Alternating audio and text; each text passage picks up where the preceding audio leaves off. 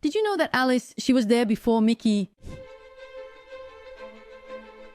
Alice in Wonderland, derived from a story. The story was written by Lewis Carroll in 1865. So, is the story of Alice in Wonderland true? No, because otherwise, Alice, that would mean she took something weird. However, Alice's character is inspired by a real person, and the story is also inspired by the author's life.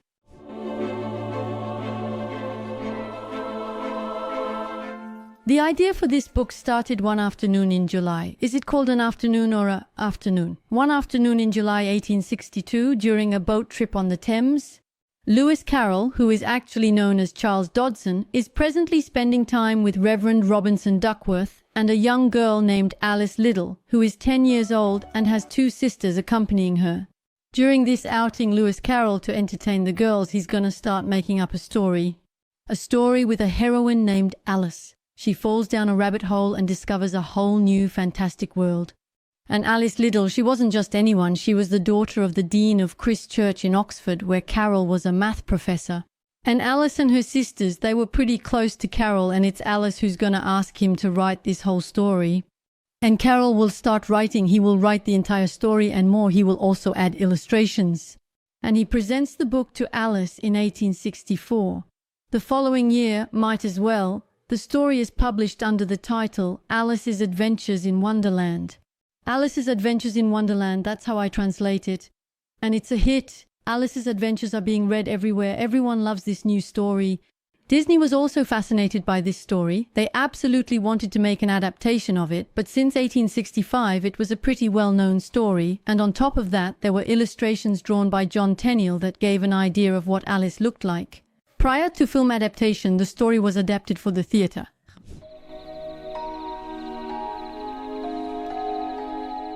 So I will allow you to imagine, with costumes that were more or less well made, it must have been quite a one-of-a-kind play. And the very first film adaptation makes its debut in the year 1903. It is a 10-minute silent British film.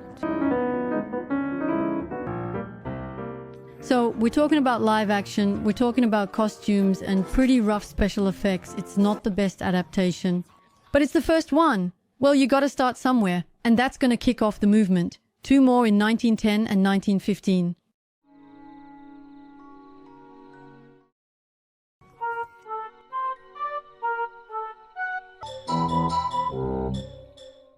American version. And Alice is going to make her initial appearance at Disney in the year 1923. So in reality, it's not even Disney yet. At that time, the studio was called Lolo Graham, a play on words, as you may have guessed, founded by Walt Disney. It's like, at the very beginning, it's even before Mickey, it's before Disney, it's before everything. This is merely the very start. This studio creates different short movies, such as Alice in Wonderland. But that's not the story we know. It's not Alice who's starring in this interior. It's Walt Disney who introduces Alice to an animation studio where the animations come to life.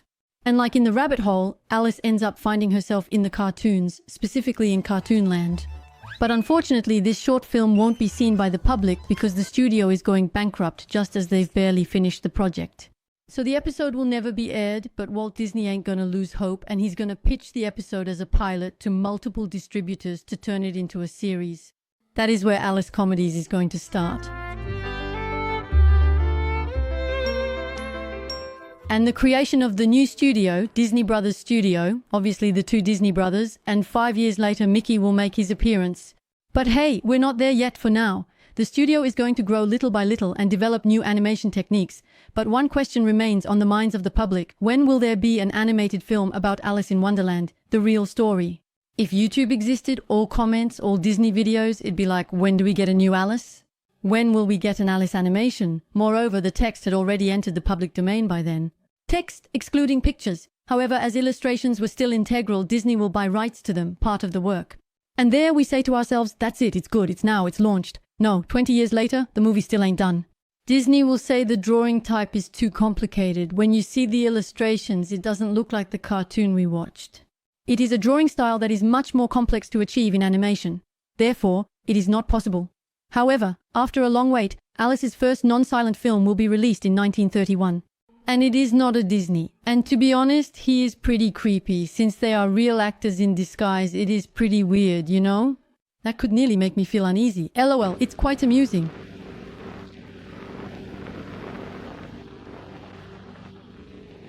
It's quite peculiar. Then in 1933, Paramount is also going to release a movie.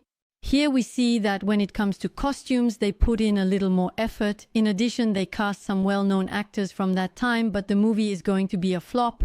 Firstly, because the famous actors we're supposed to see in the movie are disguised. We don't see them. And on top, the masks may be slightly better than the previous movie, but they're still seriously creepy. Finally, shouldn't we stop making movies about Alice in Wonderland? When Disney sees this, it will discourage them. They will think it's not worth it. See what those guys do? I don't want to, definitely.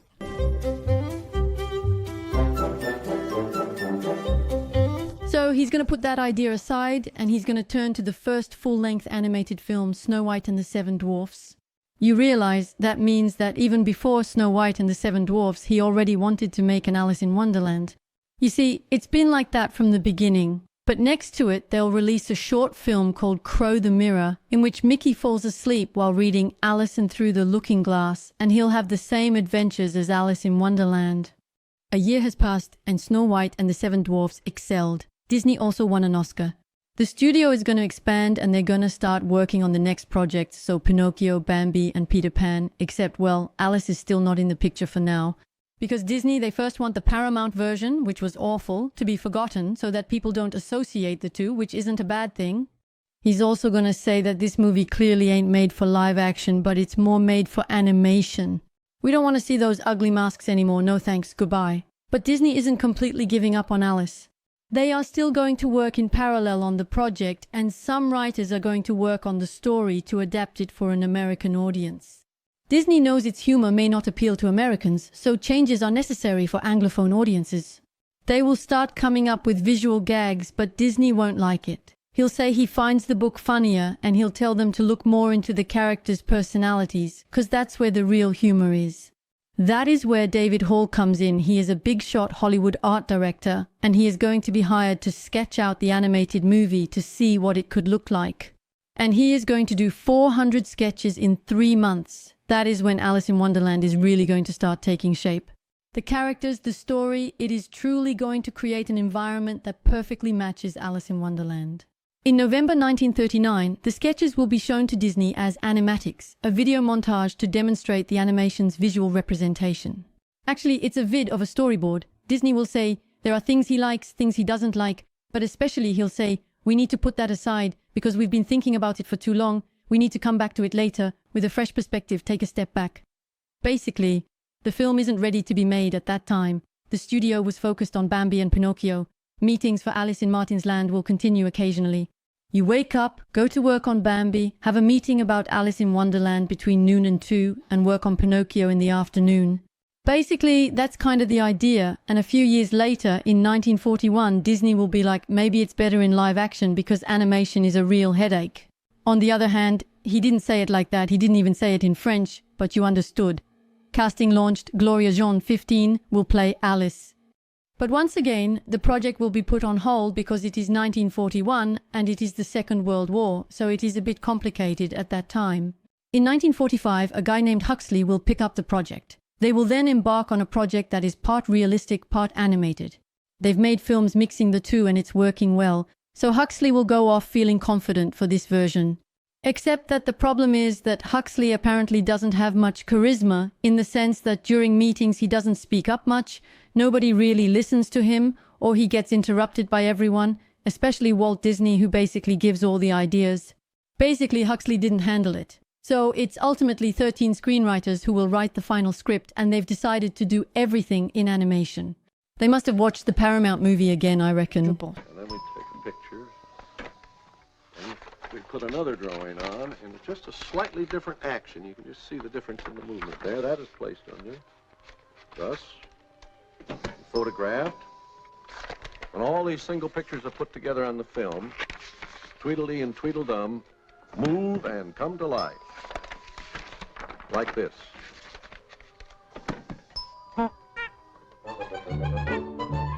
And the scenario will be different from the one in the book, as they believe some parts are unsuitable for the big screen. For example, there are some really long conversations that are great to read in a book, but in a movie it would quickly become boring to have long conversations on screen.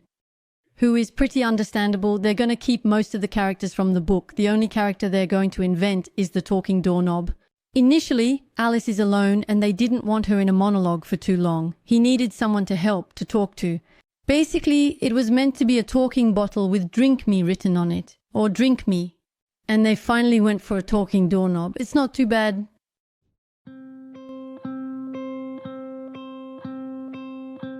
Once the script is finished, they're going to start shooting for real. These shots are going to be used to help with the animation in terms of movements, so it looks more realistic, drawing them properly, etc. So the different actors will play the scenes in live-action shots on a set. And the scene with the Mad Hatter fixing the clock is an improvisation by the actor Edwin, and he did it so well at that moment that they're going to keep the sound from that particular take, because even in dubbing he didn't do it as well. There was that wonderful Ed Wynn, having the time of his life, inspiring the artists as the voice of the Mad Hatter. Tea! Oh, I never thought of tea, of course. Tea. Mustard? Mustard, yes, but mustard? Don't let's be silly. Lemon, that is not the same. And in 1950, while the movie is not even finished yet, Walt Disney is going to start promoting it, and he is going to promote it on a TV show called 1 Hour in Wonderland, where he is going to show some clips from the movie. And back then, it wasn't really a thing to promote a movie on a TV show, but that night, 90% of the viewers are going to tune in to this show. So it is enormous, so clearly that is going to compel Disney to carry out additional promotions on television in the future. And there you have it. In 51, it is the end of this project. The movie represents 50,000 hours of work and 70,000 drawings. 70K.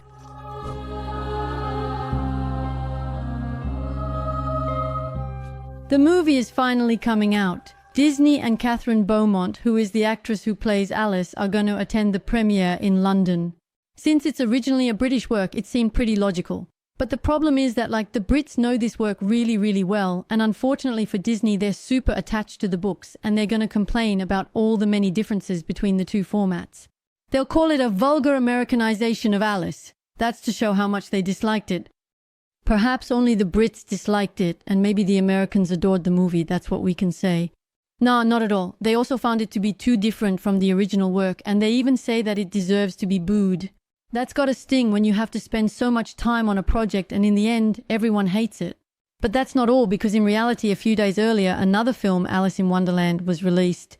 Really, just a few days apart, bad timing in any case, two movies coming out at the same time is not good. The other film was directed by Lou Boonin, a French director, but this film too, in any case, was hated, described as a nightmare, or even that the puppets are ugly and lifeless.